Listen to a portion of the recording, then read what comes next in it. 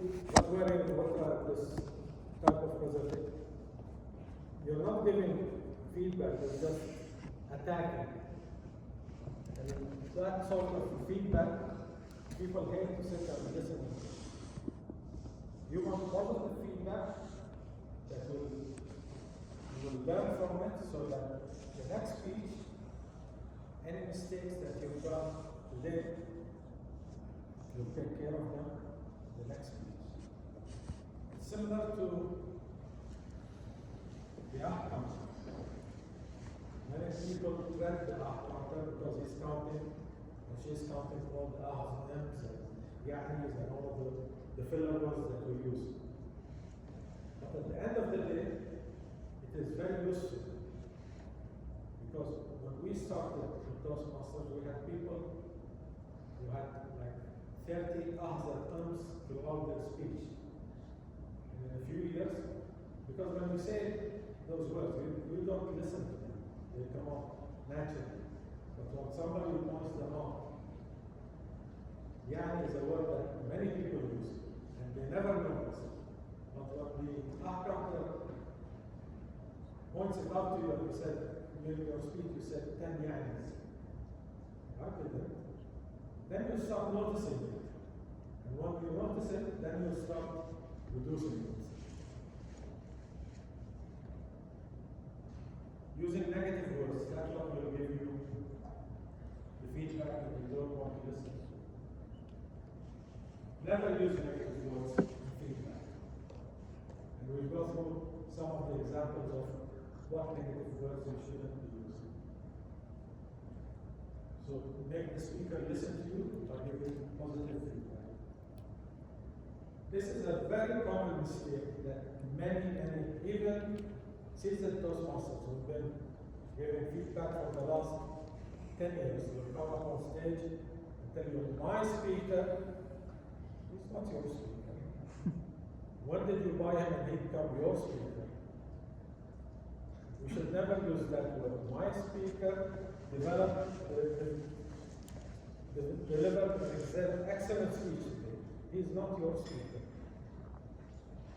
Toastmaster so-and-so today told us a very good personal story. So you mentioned the person. He is not your speaker, he is not our speaker, he is not the speaker. They have a name. So you should always point to the name of the Toastmaster who delivered the speech. What if he forget the name of the Toastmaster? He can just mention our Toastmaster, or just No, if he forget the name of the. You have to personalize it, and you personalize it by speaking, by saying the person's name. If he forget. He shouldn't. Sometimes it happen. He put it in mind when he's going on the stage. He might forget his name. He might. It happens. So in this situation, what we can do? Work with the Toastmaster. Say, Toastmaster Arif? About forgetting names. I've known Arfan since we were in college. And one time when introducing him, I introduced him as Toastmaster Arif. And he never forgets this. He keeps reminding me.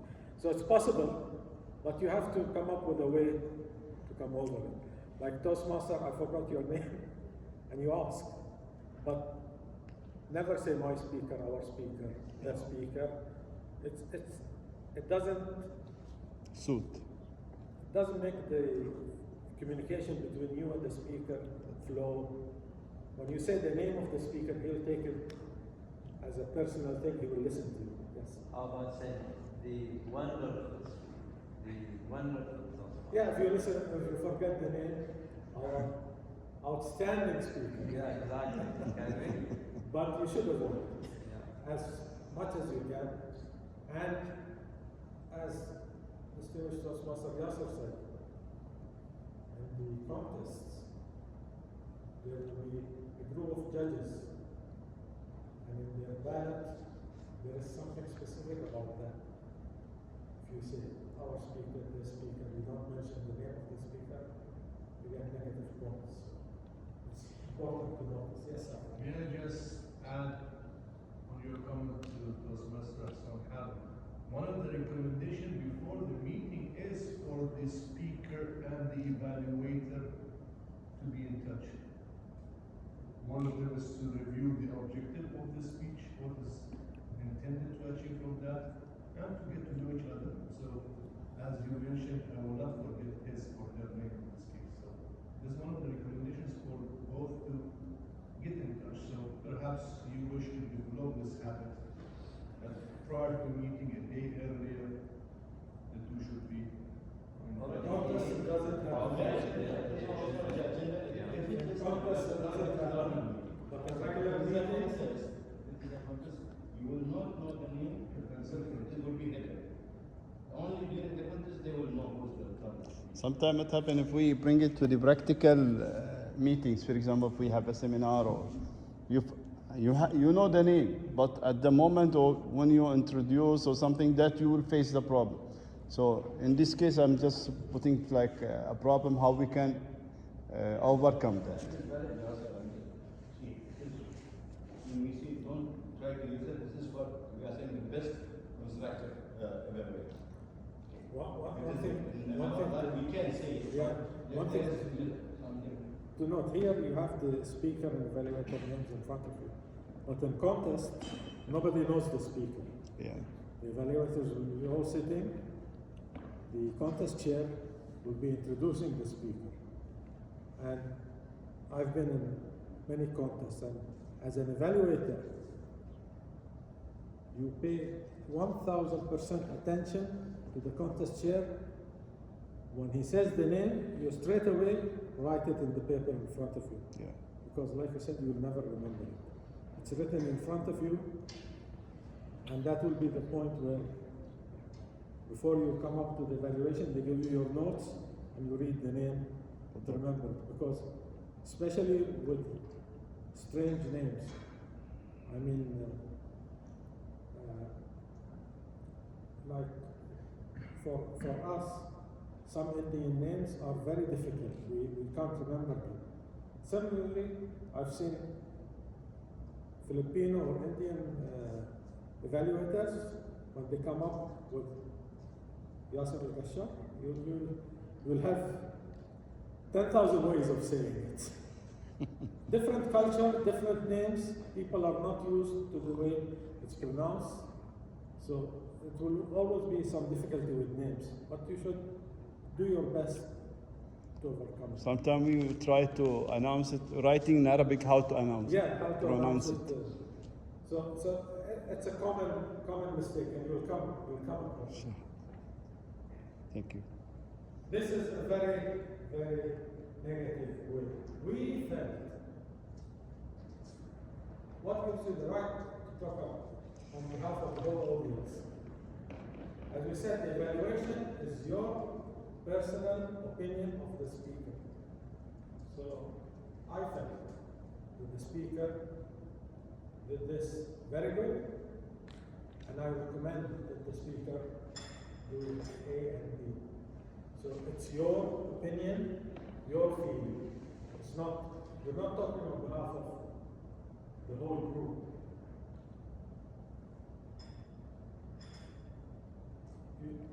You shouldn't tell the speaker. You shouldn't have said that. You should say, it's not your place to enforce your opinion on the speaker. You saw something that you don't agree with, you give a recommend. In my opinion, I recommend that you do it this way. But never you should tell the speaker that you should do it this way. You must do it this way. You should do it this way. It's not your place as an evaluator to do that. I would recommend, I would suggest, there are many ways to say it, but not in my opinion, but never you should or you must do it this way. This is what Toastmaster Al-Fam was talking about. Never repeat this. First of all, you don't have 7 minutes to repeat the speech. And you They want to know how you saw the speech and what you recommend to improve that speech. And you're repeating the speech. If there was a quote in the speech that you like, you can repeat the quote. But you don't repeat the whole 7 minutes of speech. You summarize the 7 minutes in 1 or 1.5 minutes. Because remember, you only have maximum of 3 minutes. So if you even summarize in 1 minute, you've taken 1 minute out of your evaluation. But people do that when they don't have many points of improvement to say. How are they going to get the 3 minutes over? You summarize the speech in 1 minute, and then you have 2 minutes to Take a photo.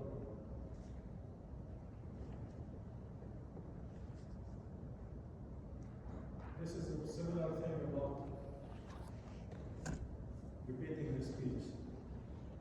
Don't become the speaker. You're pointing out positive things on the speech, and you're recommending improvement in the speech. Don't you become the speaker that was standing in front of us. Provide help, and help will be in the improvement points that you will give to the speaker to improve. Yes. Can you give an example of them not becoming the speaker? By repeating the speech. Confusion based on previous. Don't come here and start repeating the speech that he gave. But we said don't repeat the speech. But what about becoming a speaker? Yes. I've seen examples of evaluators repeating the speech in a different version. Yeah. He believes it is evaluation, but he's repeating the story again, the speech in a different version, Yeah. as if the audience did not understand the speaker and he's now explaining it to them. That's a very common mistake some evaluators do. They want to explain the content of the speech to the speaker, to the audience. So That's the way you should be careful with it. yeah, that's clear, and that's related to the previous point. But becoming a speaker isn't like using stating the lines. What is this here? Here when you say speaker here, we are discussing the main thing. You are not here to deliver a speech. Okay? You are giving feedback. So there is no message, or there is no when we talk about the message and summary and this one as a speaker, this is the way of speaker. There will be introduction, but and conclusion. That one is evaluation. This is what we say is positive feedback, constructive feedback, and assessment. This is the evaluation script. Now, for a speaker script, it is introduction, body language, and conclusion. So this is the different main. I'll give you an example. We had one evaluator who I've seen in many evaluation contests. No matter what the speech is about, you know how you sit and you prepare your speech? He has a prepared evaluation. Any speaker that stands, he will come up. This is what we say, don't become a speaker. He comes up here and he has a speech prepared.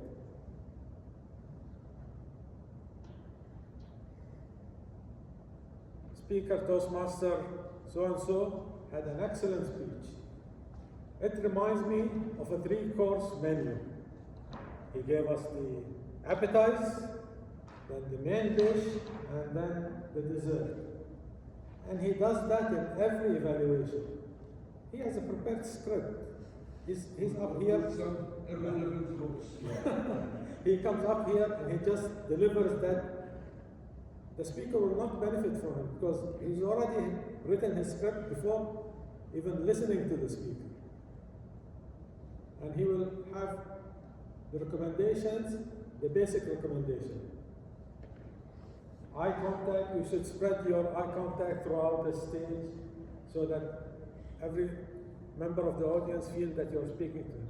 So his evaluation is scripted, written, and he doesn't change it because the next contest when he comes up, if you've been in the first contest, you'll hear the same evaluation.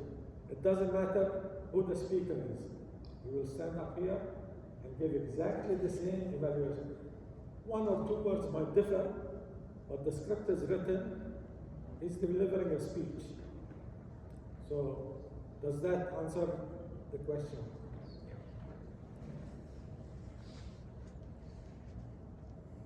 So never prepare a script. You might have one or two quotes. Quotes are very important. Whether you have them in your speech, you have them for table topics, or you have them for evaluations. Quotes are a good tool, powerful tool to deliver your message.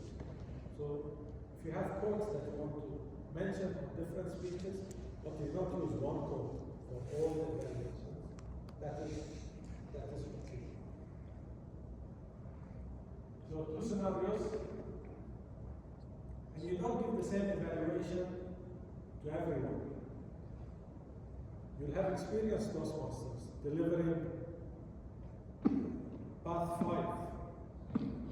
You will not evaluate them the same way you evaluate a beginner, giving their icebreaker. You don't come up to someone delivering their icebreaker and tell them you didn't use the stage, you should move.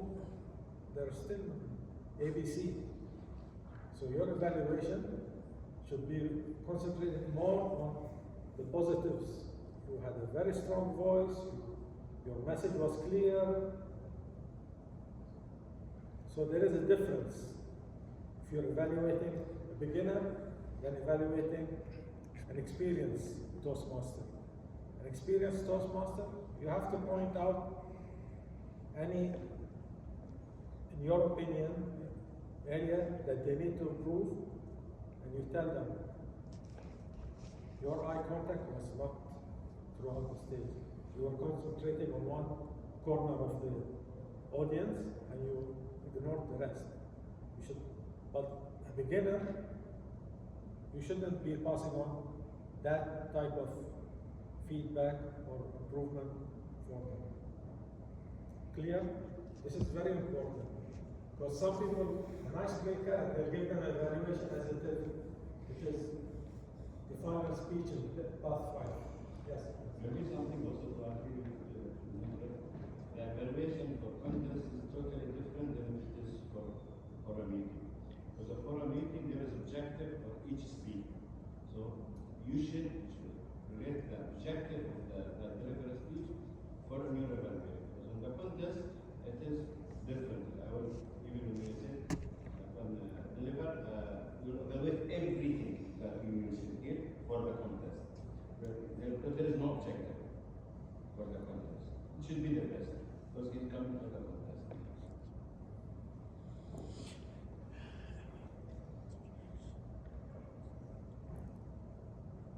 Again, evaluation is a structured speech. You should structure your evaluation just like in a speech. An opening, and the body, which is the sandwich, the positives, the constructive, the positives, and your conclusion will be the summary at the end. Once you say in summary, that means you're concluded. So it is structured just like a speech. And again, it's like a table topic because even though they give you 5 minutes in a contest to write your evaluation, again, it's like an impromptu speech because 5 minutes will not give you the time to structure. So just give you the time to basically know what was good, what needs to improve, and what you're going to say in the end. And like I said, if you have a quote at the beginning or the end that you want to use, that's all that 5 minutes will give you. Yes? So on the website for each path and each level and each project, I believe there is objectives, right? Yeah. Since DTM Yasin mentioned that. So do we refer to these objectives and see whether the speaker have met these objectives or not? Yes. Very important part.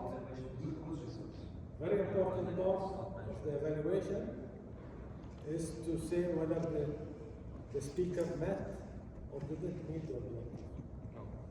Another point to remember, whether they met or didn't meet the objective, they've delivered the speech. There is no repeat in Toastmaster. There is no, as an evaluator, you tell the speaker, you didn't meet the objectives, in my opinion, you should repeat the speech. That doesn't work. The speaker, it's like he delivered the speech, project 1, path, or level 1, project 3, there is a tick on that project, it's done. But you as evaluator, you point out whether they met or didn't meet the objectives. And as Distinguished Toastmaster Yasser said, in contest there is no objectives, so in evaluation you don't only concentrate on objectives, you concentrate on the speech, how it was structured, how it was delivered, and how the speaker can improve in future.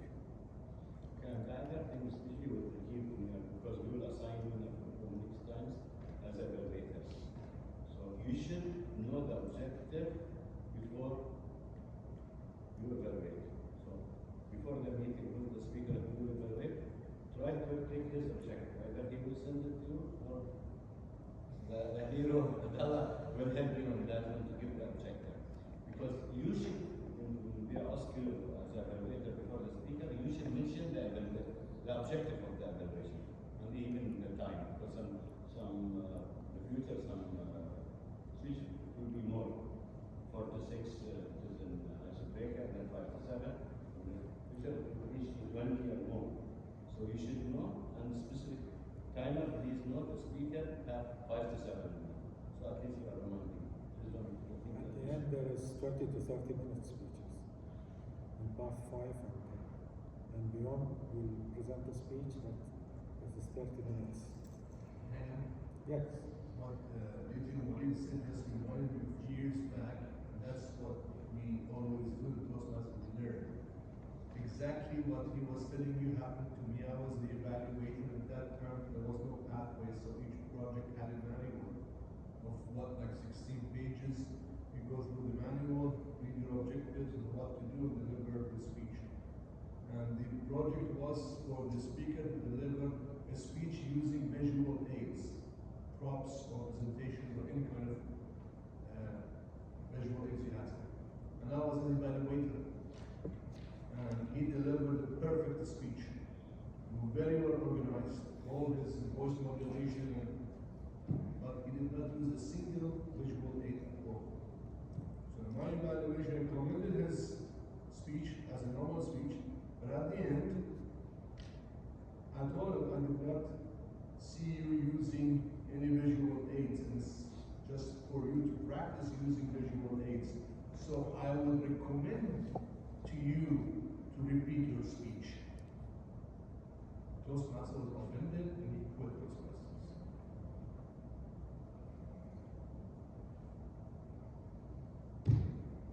So, it happens. Yeah, in our beginnings we asked whether the Toastmaster should repeat the speech, and we were told no. Once the speech is delivered, whether This is the it satisfies the objectives or not, it's delivered. They move on to the next speech.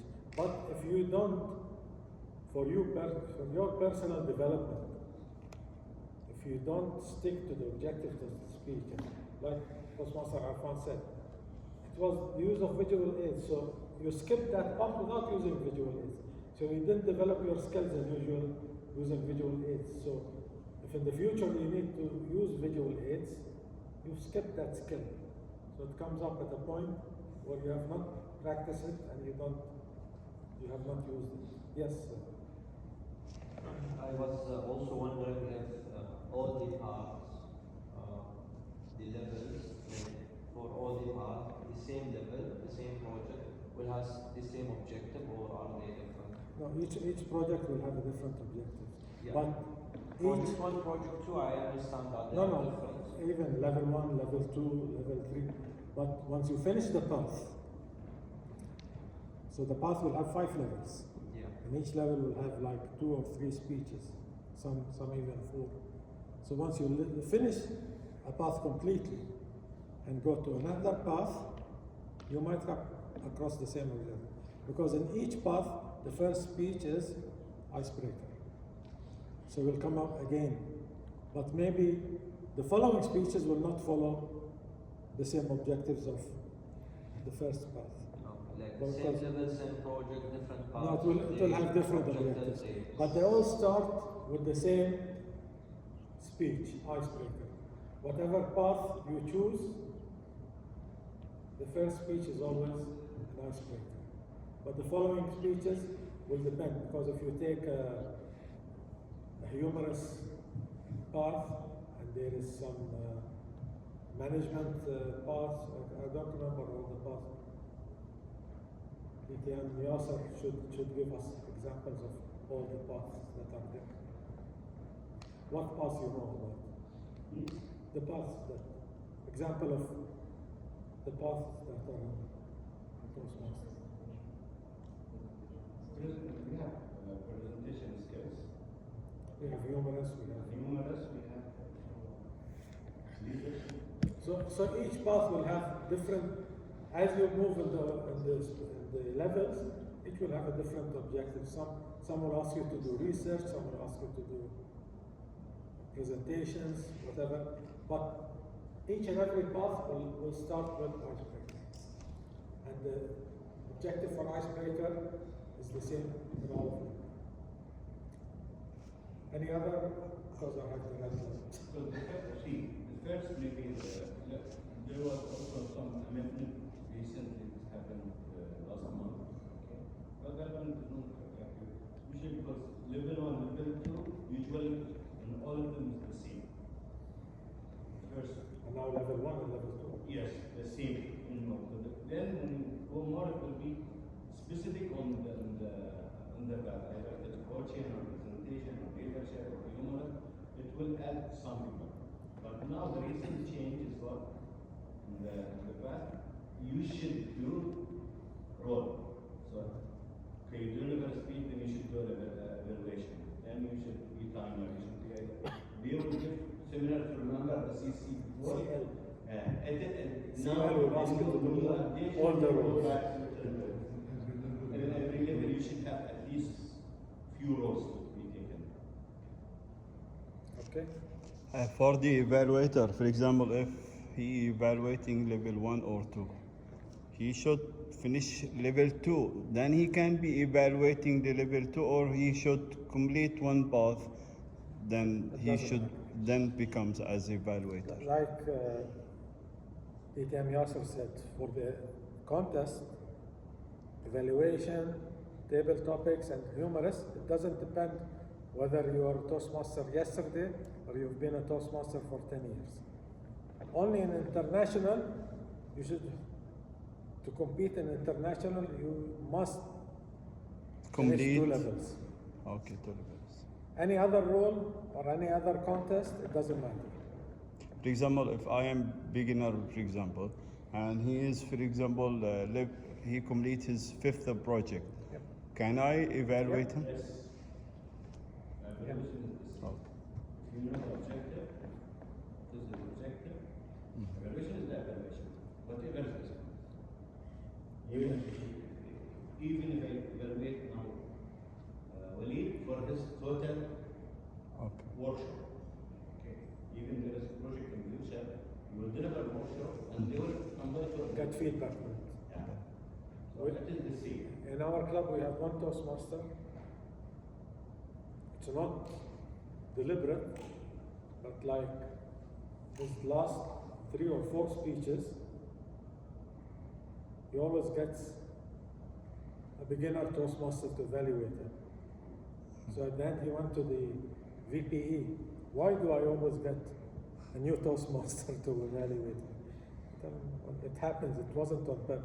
But he took it personally, that you're not taking me serious, you're not giving me an experienced Toastmaster to evaluate me. You always give me a new Toastmaster. Beginner. But whether it's a new Toastmaster or an experienced, evaluation should be the same. It shouldn't matter. But some people hassasi. Yeah.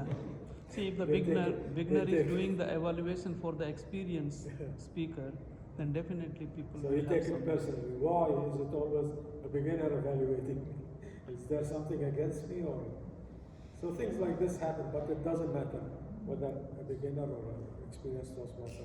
At the end, they'll give you, as long as the evaluation is constructive, you don't come up here and your clothes are not suitable for the presentation. You didn't do anything. So you're just bombarding the speaker with negatives. It should be constructive feedback, and that's the important part. So if you have any other questions, we can discuss this later. So thank you very much, and back to you, Muscle Sermons.